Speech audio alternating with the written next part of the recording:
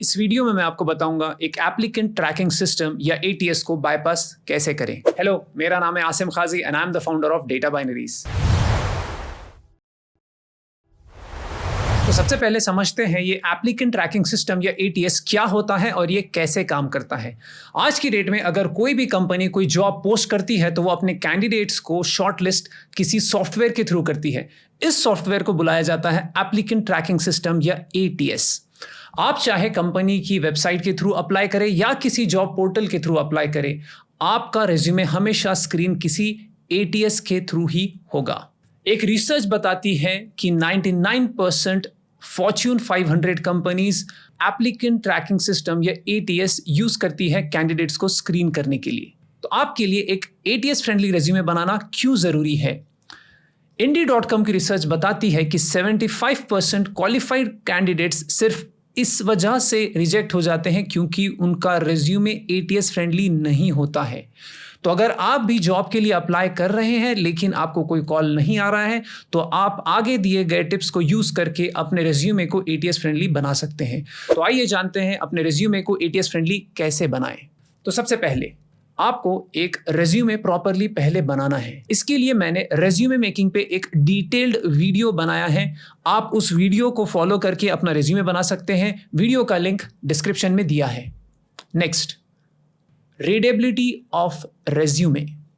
आपका रेज्यूमे जितना ज्यादा रीडेबल होगा उतना उसका ज्यादा चांस है एटीएस को पास करने का। तो अपने रेज्यूमे को रीडेबल कैसे बनाएं?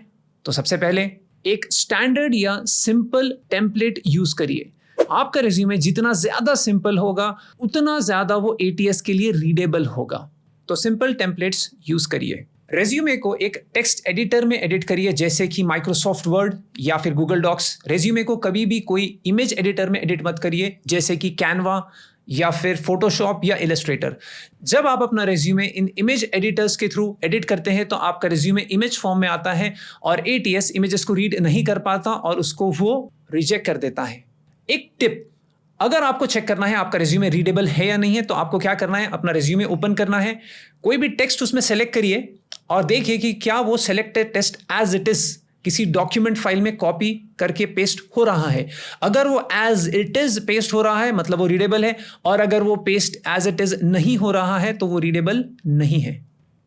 नेक्स्ट, आपको ध्यान रखना है कि रेज्यूमे के अंदर कोई स्पेलिंग मिस्टेक नहीं होनी चाहिए, कोई पंक्चुएशन का मिस्टेक नहीं होना चाहिए और ना ही कोई ग्रामेटिकल मिस्टेक होना चाहिए।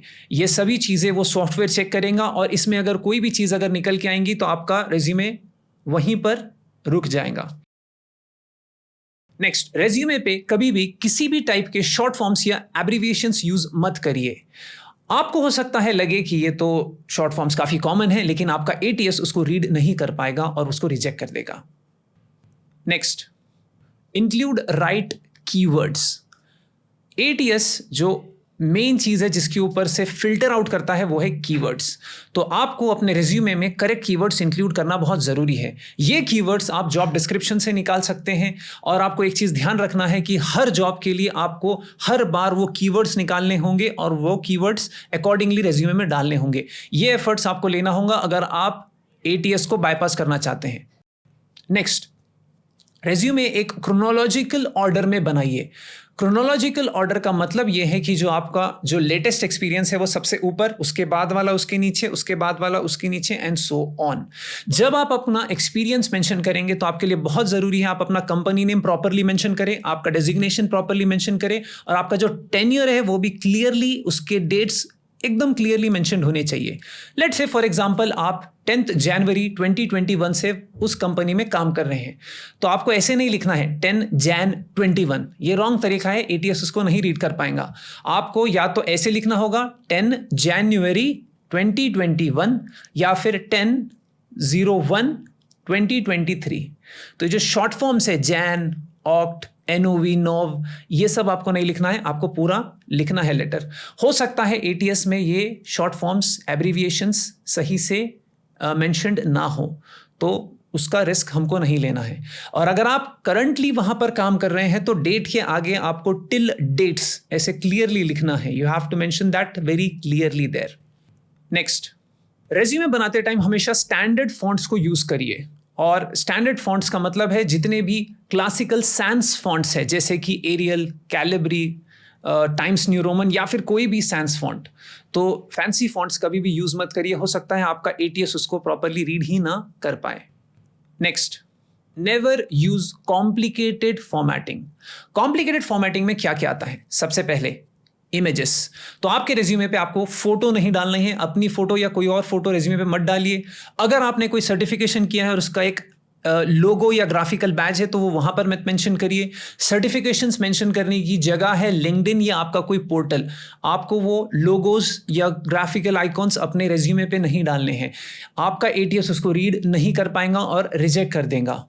नेक्स्ट, टेक्स्ट बॉक्सेस मत यूज करिए रेज्यूमे में। अगर आप टेक्स्ट बॉक्स यूज करेंगे तो वो उसको सही से रीड नहीं कर पाएगा। हमेशा रेज्यूमे सिंगल कॉलम लेआउट में बनाइए। अगर आपने 2 कॉलम या 3 कॉलम लेआउट बनाया तो हो सकता है कि जो आपका एटीएस है वो पहले कॉलम के कंटेंट को और सेकंड कॉलम के कंटेंट को एक ही समझे और एट अ टाइम रीड कर ले और उसको फिर रिजेक्ट कर दे। तो हमेशा सिंगल कॉलम लेआउट यूज करिए। नेक्स्ट, किसी भी किस्म का कोई ग्राफ या चार्ट रेज्यूमे में मत डालिए। ग्राफ्स या चार्ट्स एटीएस रीड नहीं कर पाता, वो उसको रिजेक्ट कर देगा। Next, headers and putters. Header या फुटर में कुछ भी मेंशन मत करिए। बहुत सारे लोग मैंने देखा है कि जो हेडर है उसमें अपना नाम और कॉन्टैक्ट्स डाल देते हैं और एटीएस हेडर फुटर की इंफॉर्मेशन रीड नहीं कर पाता और उसको वो रिजेक्ट कर देता है।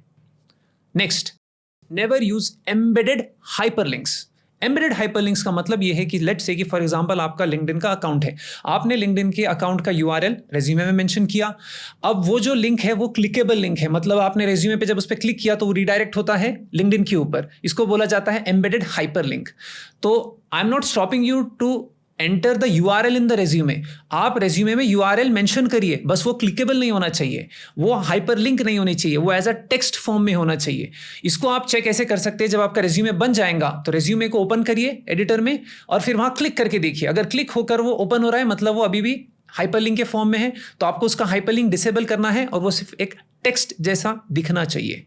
तो make sure to remember, ATS hyperlinks read नहीं कर सकता, वो हाइपरलिंक देख के उसको रिजेक्ट कर देगा। नेक्स्ट, आप लोगों के रेफरेंस के लिए मैंने दोनों रेज्यूमेज यहाँ पर मेंशन किए हैं। आप लेफ्ट हैंड साइड पे देख सकते हैं एक नॉन एटीएस फ्रेंडली रेज्यूमे वो कैसा दिखता है और एक एटीएस फ्रेंडली रेज्यूमे वो कैसा दिखता है। We have curated some ATS friendly resumes and we would like to share it with you. What you have to do is just connect with us on our social media platform, just DM us and we will share you those templates. तो अगर आप कोई job seeker है या फिर आप अपने career में स्विच करना चाहते हैं तो आप अपने आप को अपस्किल करने के लिए डेटा बाइनरीज को चेकआउट कर सकते हैं। डेटा बाइनरीज में हम लोग इंडस्ट्रीज के मोस्ट इन डिमांड टेक्नोलॉजीज में ट्रेनिंग देते हैं, जैसे कि cloud computing, big data, DevOps, cyber security, AI ML and so on. Inquiry करने के लिए आप नीचे दिए गए नंबर पर कॉल कर हमारे करियर कंसल्टेंट से एक कॉल बुक कर सकते हैं या फिर हमसे हमारे सोशल मीडिया प्लेटफॉर्म्स पर भी कनेक्ट कर सकते हैं। ओके देन, वीडियो अच्छा लगा तो लाइक जरूर करना।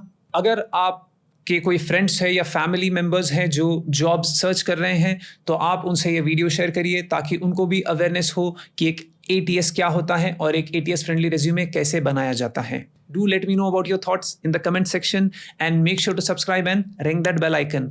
I'll see you in the next video. Until then, keep learning and keep growing.